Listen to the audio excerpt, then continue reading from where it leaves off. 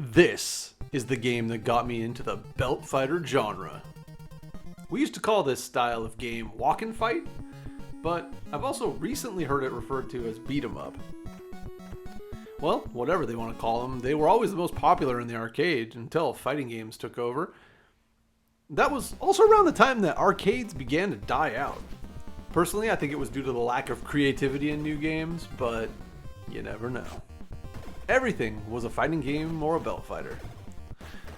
All the arcade history aside, what does the journal say about Teenage Mutant Ninja Turtles 2, the arcade game?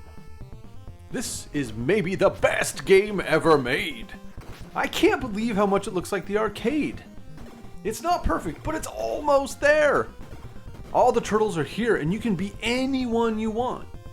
Finally, I can play this game all the way through without spending all my money.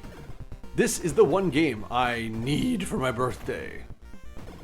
Playing this game again recently to record footage, I can't say that it aged well. It's really not that good looking in retrospect.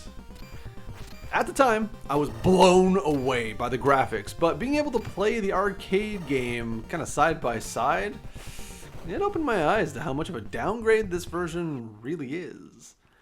They added some extra levels, but let's be completely honest here. This type of game does not need to be longer.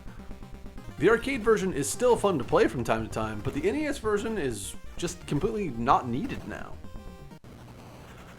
Though, all that said, I can still appreciate what it was at the time though. It was exactly what we all wanted, and we played this game constantly. Luckily, my friends and I never fought over the turtles due to us all liking a different one. This was the game that we would play at every single sleepover and most of the time after school. It probably helped that the movie just came out and we were all obsessed with anything Teenage Mutant Ninja Turtles. That first movie was beyond awesome. Would I recommend Teenage Mutant Ninja Turtles 2, the arcade game, for the NES today? Not anymore!